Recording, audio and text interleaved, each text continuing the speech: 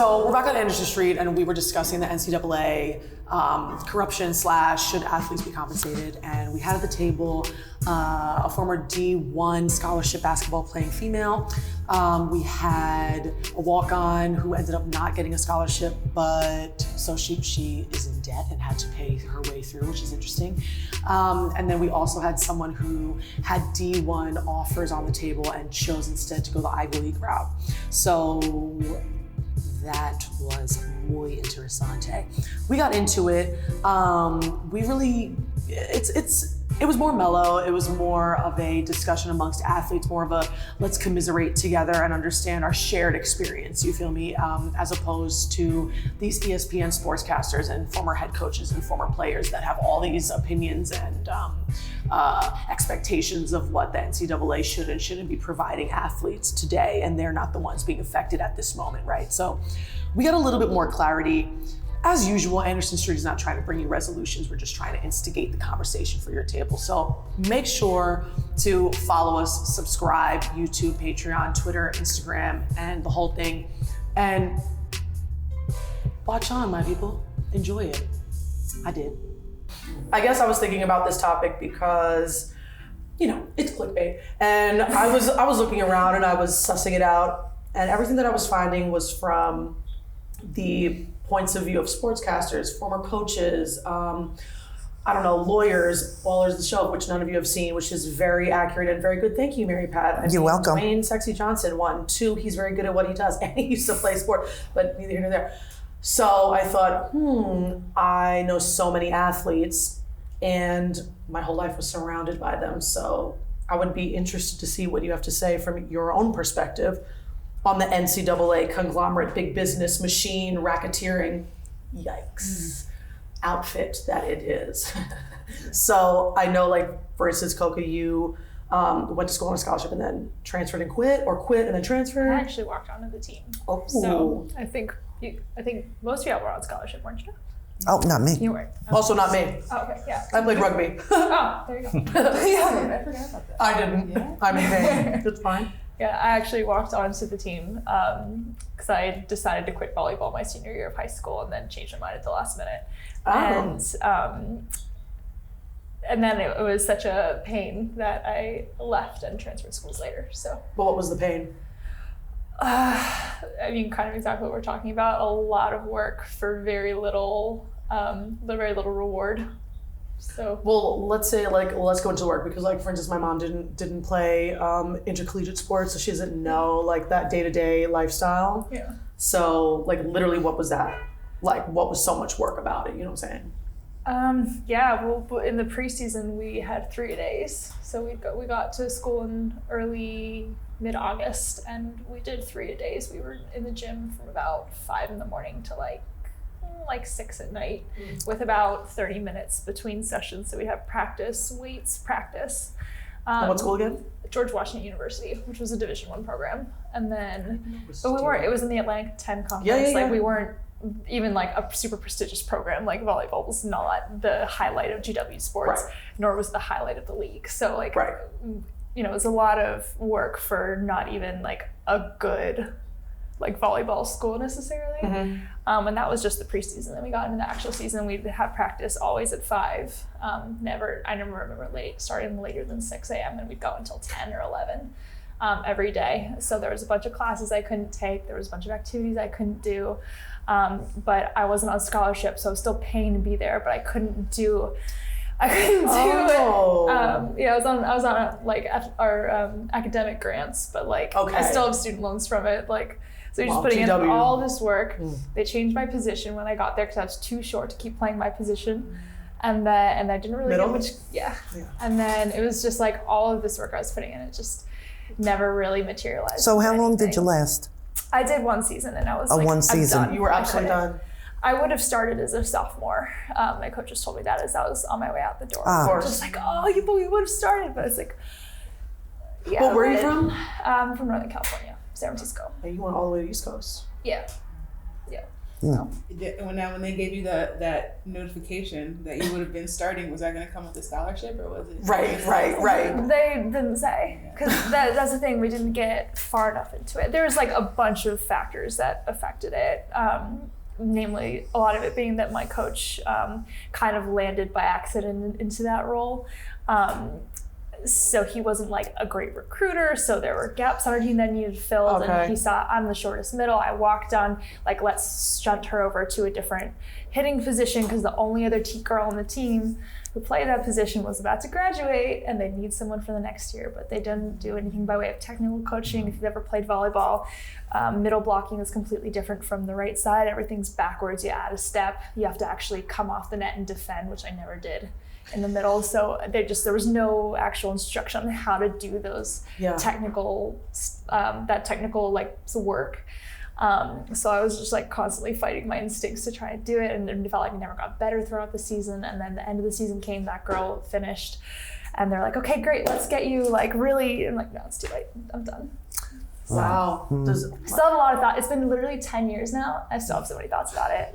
We were just saying before this, like one of my teammates, she can't even talk about it still because she had a similar experience, and she still gets like really upset, like in a visceral, like wants to cry, like still rages about our coach. Well, your face is turning all red. Yeah, it's funny. I don't even mean to do that. But yeah. I guess it just happens. So I'm sure you guys had a much different experience. Yeah. Well, like yes and no. Like, so getting back to like the schedule piece, yes. Like it's a grind to be a D1 athlete. Like, and the piece that I loved is that there are things that you have to sacrifice, right? So I went into college thinking I would be a pharmacist, and as soon as I went in, I realized that Maryland School of Pharmacy was like located at the Baltimore campus, and so for that reason, I wasn't going to work out, so I had to change my major. So there's a lot of stuff where, like, you know, again, playing sports is great, especially when you are going to walk out of school without debt. But at the same time, like, you could potentially be trading off whatever career goals you have, and you can't get an internship. I feel like now it's more encouraged, but I feel like when I was in school, like, it was like you go to class and you play your sport, and that's all that you do, right? There is no time for like extracurricular stuff. There are no time for internships. There's not time for you to study abroad. Oh, right. Like, even people who want to, I know some people do this, but even people who want to like maybe pledge in a great organization, like the time that takes. So there's a lot of things that you have to sort of cut off for the sport, really. So is it worth it? I think it was worth it for me. I loved basketball, played since I was 6. Again, walked out of school with 2 degrees and no debt, and also walked away with 2 really bad knee injuries and surgeries. So again, I say all that to say, yes, it was worth it, but there are sort of lasting effects that have come with me playing a sport that I wish that I did not still have. Mm. Yeah. That's real. Any of that resonate? All of it, for sure. I mean, honestly, like, you just don't, like, it's different than high school. Like, in college, I wasn't, like, in high school, you're waking up at 6 a.m. or whatever, you go to school, then you have practice, and you're getting home at 9. Like, college isn't, like, that busy in that sense. Like, you're not gone for, I guess in your case, like, you have morning practice. I didn't have morning practice. But it's also, like, if you think about it compared to like college or the real world, I'm like, I wish I was back in college playing basketball right now. But compared to everyone else, like all your peers who are just regular college students, like I hear them complaining about how tired they are. I'm like, I'm doing the same exact thing you're doing. Right. And I have to go run around for 3 hours a day, and I have to go lift at like 8 a.m., like 12:20 or like 11:25. Or yeah, but they're going partying and stuff like this. This is probably what's making them tired, right? Yeah, but like you can also say that like. But you weren't really doing a party or two. Like, just a couple. Yeah, so it's like I'm pretty much doing the exact same thing you're doing, with this addition of however many 25, 20, 30 hours a week of physical activity. Well, sorry, I didn't mean to cut you off, but like plus travel too, right? Oh, and travel is you didn't even consider like how many days you miss. Exactly. Yeah. And I once had a professor who tried to tell me during a winter session, one of my teammates, that we were going to fail our exams if we didn't show up. Like, so you also are contending too with people who think that athletics don't matter, right? Like, and you're not special. Nobody's asking for special treatment. I'm asking for you to reschedule my exam so I can take it. But wait a second, why would you have to do that? Didn't they, have an understanding with the college? So we brought in our sheet to him because everybody gets a sheet that's like, these are the dates that the athlete's going to be gone. They will work with you. And it's our job, yes, to be proactive and to make sure that we're doing, but we took that sheet to him and he was like, I don't care.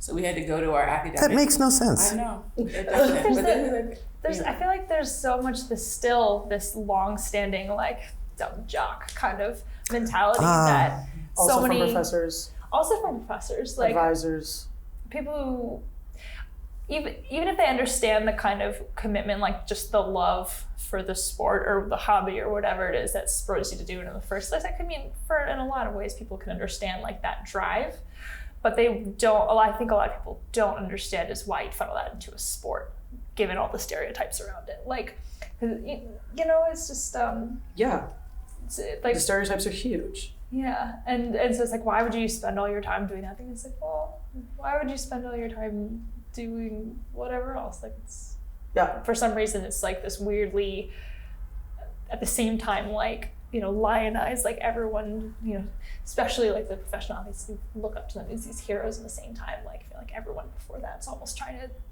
tear that down a little. Yeah. I don't know how to put it. Yeah. Well, this is the only country as well where you can get some sort of athletic money to higher education.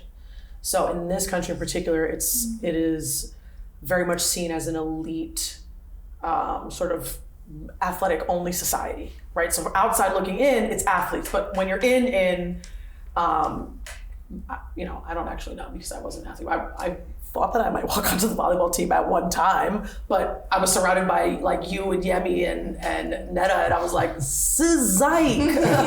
It's a no for your girl. Like, don't care how much money. And I also wonder, like, is it a different world if you're in a big state school versus a smaller D1 school? Oh, there's small D1 schools. Yeah. I don't even know. It would be the same. There'd be huge differences. Oh. I mean, like every school is like crazy different. Like our volleyball team did practice in the morning too, but that's just like, depending on how many facilities your university has, like you might be able to share a gym, you might not. Like in my mind, like I was like, it's a basketball court. You know what I mean? Like that was just like how I justified it in my head. I'm like, it's a basketball court. Like it's called a basketball court. Mm-hmm. Basketball should have priority. Mm-hmm. That's just me being selfish. You know what I mean? Like, I'm like, why are they practicing at 6 a.m.? That's awful. Then I'm like, oh, true. It's a basketball court. Yeah. I'm like, so that's just like, good morning. Yeah, it's like messed up on my end, but like, of course I'm justifying it in like, kind of like a selfish way. Yeah. So I mean, and like maybe at like University of Maryland, you guys have auxiliary gyms where like you can practice in, you could have like the men's and women's teams like rotating between the main court and the auxiliary court or whatever else, and volleyball could be on like another court. So it's like, just depending on how big your school is, how much money you have, you can be way more accommodating for the athletes, or you might be in a situation where you have to be up at 5 a.m. Mm-hmm. Yeah, like our volleyball team, the aux gym was their main gym. It's where they practiced and they played, and so that was never like an issue for them. Yeah. Right, and our school is a basketball school. Correct. So like your face and your name brought the money to the yard. So like, let's pivot. Yes. Okay. Names, images, and likenesses. Is it appropriate for athletes to be compensated beyond their education for those aspects? Because like when you think about students that end up getting a Heisman Trophy and like such a jack up of student applications towards those schools because they want to be associated with this name of this person that got this, or a bowl. Now you have a new Rose Bowl or whatever bowl at your school, or you have those bowls. I don't know what the hell they're those bowls. I just remember the Rose Bowl like every time, or a championship win. Blah blah. You know what I'm saying? Like, what does that mean?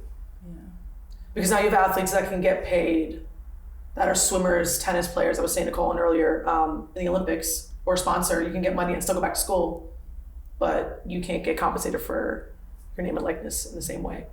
I think it's a slippery slope though, right? Because in reality, the only sports that actually bring in money at schools are like men's basketball, football, I think like men's lacrosse, maybe baseball, depending on where you are. And so how do you tier that? How do you create a system that is appropriately compensating? Is it based on who the highest recruit is? Is it based on what your record is? The division itself and how much money the whole division brings in. Correct. So there's so many factors that I think would make it very difficult to figure out how to pay student athletes for their image and their likeness. That doesn't mean it can't be done.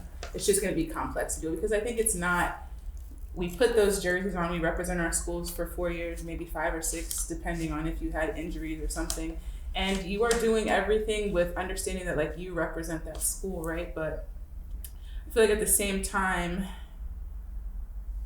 you are a person and you are putting that work in. And so yes, they're paying for you to go to school, but again, recognizing the trade-offs that come with being a student athlete, I do think that there should be some kind of above and beyond compensation for the work that you're putting in to advance this institution, right?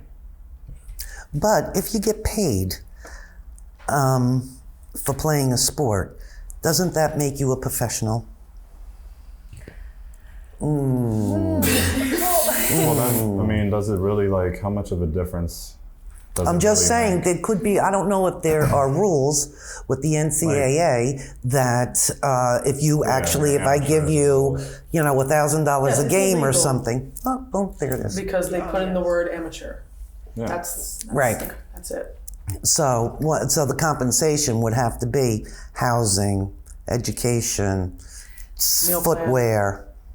But the question is, how much more beneficial is amateurism? Like, being able to say that you're an amateur. They say like, oh, it ruins the game once you start getting paid, whatever. Right. I have no idea if getting paid for if I was doing the same exact thing and I was getting some extra money from it, I'd be like, all right, sweet. Like, I don't think it'd be ruining my experience at all. It'd probably make my experience way better because I wouldn't have to worry about like, where do I eat or whatever. So I think it would just made my life a little bit easier. Of course it would have, but I'm thinking that's just the rules. That's just the rules. Yeah. So it's your But, like, choice. when the rules were So made, therefore, it's your choice. You didn't have to go to. And I made a choice to go to a school where I wasn't going to be on a scholarship. Oh, so you weren't on No, scholarship. the Ivy League doesn't do scholarships. Oh. So we don't do any scholarships, and that's why Ivy League schools can have so many sports. Like 37 sports. It's more than any other division. And Quidditch. Oh. Hey, Quidditch Spain. probably is, honestly. I am aware. But you intentionally chose not to, which means you had offers from. Yeah, I had offers from non-Ivies, Ivies, and I was like, you know what? Let me go the Ivy League way. I wanted to like get the best education possible, and I was like, if I want to quit, I can quit at any time, and I still get that same financial aid package, and my life is all good. I'm not bound. I'm not bound by what. Ever the hell else. A lot of like in the Ivy Leagues, it's pretty common for kids to quit their sport. Oh, really? Yeah. Oh. What were you gonna say? I mean, as someone who didn't get paid, I walked on, and for the first part of the season, I didn't even travel with my team. But like, I still had to follow all the same rules. I still had to put in the same commitment. So I always think it's really interesting in the chat about compensation. Like, I was still practicing and lifting and all that 5 hours a day, 6 days a week. And wasn't traveling. But even despite that, because I could travel at any time, there were still a bunch of classes I wasn't able to take for scheduling. I couldn't get a job. I wasn't on scholarship. Oh, so right. I didn't have any Other income, money. I didn't have other income, like I was able to do some volunteering. I couldn't join like the karate club or anything like that, which I wanted to try. So, I think it's easy to be like, oh yeah, there's scholarship, they're getting their education paid for it. I mean, first of all, if education was affordable in this country, it probably wouldn't be half as attractive to have that covered. But also, a lot of people aside from, and there's obviously like students who just are like super talented and like everyone wants to get them in on scholarship. Like I was offered scholarships at other Division I schools and turned them down. And decided to play volleyball later. But like some people who take those scholarships and put in that effort to get to that point do so because that's their only path to an education. Okay. And which means that, like you get that scholarship and that's great. And like maybe it comes to the meal plan and your housing's covered, but like if you're putting in the commitment that scholarship requires, then you can't really have another source of income.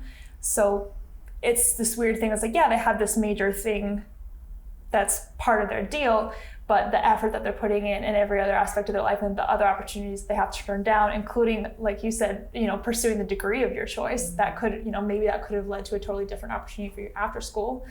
There's a lot of opportunity cost that I think gets overlooked when you talk about scholarships, because it's just, there's so many other things you have to forego, including economic things. Like, I was able to get a job after I left volleyball, but before that it was just off the table and I needed the money. But did you leave the George Washington University? I left the program and then I stayed at school for another year, and then I changed schools. Oh, you left the school. Where The University of Arizona. I didn't play there. You didn't play? No, I didn't play. Yeah, I was done. Big old school as well. Yeah, way bigger. Yeah, so I think there's just a lot of opportunity costs when it comes to scholarships that people don't want to talk about. I guess I think then how, do you think the NCAA could ensure a more equitable experience than for scholarship athletes in particular? I feel like it starts with understanding that all of your athletes don't come from the same background, right? Like, you hit the nail on the head about, some people, a scholarship is their only path to education, which is fine, but then what do they do when they need money? Like, they can't work. They're spending all their time in sport and in school, and so I feel like there has to be some people, what is it? I don't know if they still do Pell Grants. So I had teammates who were on Pell Grants for extra money, and people who had FAFSA stuff. Mm-hmm. But I think the NCAA has to have the money to be. People shouldn't be having to rely on those external. The NCAA definitely has the money. I'm sure they do. The divisions have the money. The big schools have the money. Which are your major 5 divisions. Right? So the thing with that. So you're telling me, at the University of Maryland. Are we related or what? You're telling me at the University of Maryland, and you're playing and devoting your life to this and bringing in gazillions of dollars for them. They can't hand, No, Tosha. that is illegal because that means you're not an Well, but do it in some other way. Right. So they've already, since I have graduated, started to take measures to make sure students have more money. I think it kind of started when a kid named Shabazz Napier that played at UConn, they were getting ready to go play in the national championship game, and he made a statement that he didn't have enough money to eat, which to me I was like, come on, my guy, are you spending your money on tattoos? And right, or what? Now the athletes, they get more money than we did. So for us at Maryland, if you lived off campus, you got a check, which was for you to use to cover your rent and then whatever else you needed. So my last year, 2012, I was getting a monthly check of $2,200. My rent was $700. So I was pocketing the rest of that money, which is good, right? But so there's a lot of sort of complexities and nuance here. One, I wasted it. So this is right, because you're not told how to utilize money. It's a conversation, for another day. But NCAA doesn't do enough education for their student athletes about being a real person in the real world. I mean, that's also just that starts early too. It starts in a lower school. I feel how to high school. We don't have home ec. We don't have anything that actually teaches us. No. Yeah, sorry, continue. No, for sure. And so... sorry, but they're starting to bring it back now. That's good. They're starting to bring it back. Because people can't function. Yeah. They can't function in society because, exactly as you're saying, they knocked out all the auto shop and metal shop. She was a teacher. So, it was got it. Right. Okay.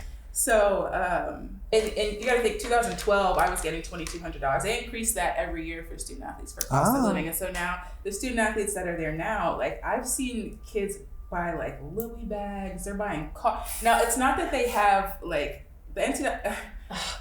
People think ballers is an exaggeration. So, I don't want to misrepresent what's happening. It's not that they are getting so much money that they should be doing these things, but it's enough is the needle's being moved enough for people to survive. But again, I think it still comes back to the fact that you have to remember not everybody comes from the same background. I'm from a middle class family. I was okay with what we had because I knew that I could call home if I needed something else. If you've got somebody who is basically responsible for taking care of their family and they go to school and they can't work and all they have is that little bit of money that they get, even for me, that extra $1,500 that I had, if I'm having to send that home, what am I left with? Right. You know what I mean? And so I think being able to dig into people's financial situations and take that into consideration, to me, is more important than like just showing out money to everybody, right? Like, it's about creating equity. Everybody doesn't have to be getting the same thing, but people need to be able to survive at the same level.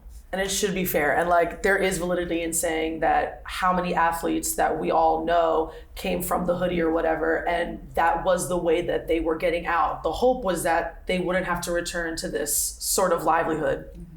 And so if they get hurt as well, does that mean that the money no longer comes? Like, what happens then if you're out? Which I think brings up just another like related point where, you know, the majority of us don't play professionally. Like, there's no real professional avenue for volleyball unless you're Carrie Walsh. And Correct. You play 4 times, you know. It's the only name we all know anyway. Yeah. You know, you play maybe in the Olympics every 4 years. The American Volleyball Association, like there's the beach league, but that I know people who play in that, it's no money.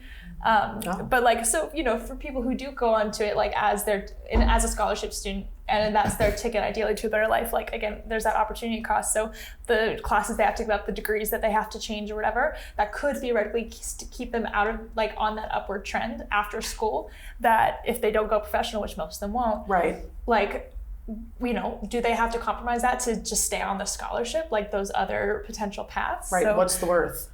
Yeah. Like, what do you give up? Long term. Your earning power could potentially be. But you're not thinking about that when you're 18 as well. To me, it's the NCAA's duty, though, to make sure they are preparing. Yes, you're absolutely right. There's never a conversation about what happens after your 4 years are up. Did you guys ever have any kind of, like, even a transition? So many student athletes go through phases of depression when they finish playing because sport is all that they've known for their entire lives. And that last game hits, and you're like, holy shit, what do I do? Who am I? You have been defined by not just yourself, but everybody around you as this person, right? And usually if you're playing sports in college, you were good at it. So you also had a little clout that comes with that. What happened in my school? At our school, yes. What happens when that goes away? Like, I went through my own, and again, sort of getting back to the injury piece, I'll sort of piecemeal this. So when injuries happen, I think people's experiences are different, right? For me, I was supported. Some people lose their scholarships when they get hurt. I feel like it's probably a rarity, but I'm sure it has happened to people. And especially people who, if you get hurt before you get to college, you can see offers come off the table. Like, you know, like they were never there. But what I will say is the NCAA does a good job of, like, when I had my 2 surgeries, all of the costs were covered. Like, they make sure that they take care of you while you're there, but I've lost my train of thought. So one of the nice things, the pickup, in comparison, like, to how it is for, like, most schools, like the college that I was in, I had to work 600 hours in order to graduate, like, in the industry. So I had to have internships every single summer. So that was, because like, you were in the hotel school, so you literally had, wow. That's pretty nice. Like, so, like, for where I was, it was, like, pretty cool. Like, I would go back home, or I interned in New York City one summer, and it's like, I would try to get to the gym when I could. Rockville, Maryland, right outside of DC. So it was nice. I mean, honestly, it was like, look, I went to a school where it's like, I knew I wasn't going to go to the NBA. I don't want to go play overseas and hop around country to country, like, barely making any money. So I was like, let me Was there put pressure from myself the in fam? there. No, they didn't care. Fine. Whatever I wanted to do, they were fine with. That's I was shocked. There's pressure from nobody. I certainly have no idea, but I know that your dad was an athlete, so I just naturally, stereotypically presume that, you know, egoic men are out here telling their sons to do this and that, so I thought it was a valid question. Egoic. Oh. Egotistical, I just shortened the word. No, I mean, it is a word, but it's fine. We'll play that game. Like, they both, my dad and my mom, they're like, whatever you want to do, you can do. I mean, like, right. It's as simple as that is my life, right? Like, once you go to college, it's like, it's not my parents anymore. It's like, it's you. You're 18. Okay. Do you have siblings? Yeah. Older? Older. All older. Oh. I'm the youngest, Yeah, got it. They were like, You're fine. By that point, they're like, it's cool. Seriously, yeah. Yeah. Oh, that's interesting. Yeah. But how did that? So when you first said 600 hours, I was like, oh my god, like what? So It's but you just the thought that internship. was a good, Oh, like it was good for yeah. you. Whereas I was thinking, like, how did you manage to do that with everything else that you were supposed to be doing? I mean, so you just work over the summer. Like my first internship was like for one of my friend's dads at a mortgage company. And like I would go work out with his son like before work, and then I'd go into the office and work and do whatever they had me do. My second internship was for a financial advisor. My third internship was at like a wealth management company. So it was just like kind of flowed from there. And I just like used the connections that I had, and it turned into a full-time offer. So But like some people are solely focused on like basketball, right? Like, or whatever sport that you have wherever you are.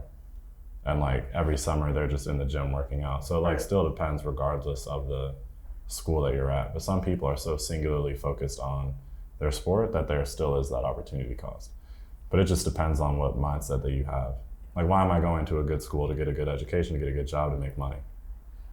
you don't go to Cornell to play basketball. Like, I Like, use Just like, putting the link yeah. together there. Got it. Like, yeah. why would I try and go any other path when eventually it's just gonna stop? Athletes are slaves? No. No. Wow. Like, I think it's offensive to people who were slaves to say that getting money to attend a school, or if you're not on scholarship, walking on and choosing to play at a school, you have a choice. Slaves didn't have choices. I think when we talk about an economy being created off of something that is like essentially free labor, like of course it's like it's like a good thing that like Maryland and I'm sure other schools around the country are like people are getting like a bigger like stipend or whatever for your rent.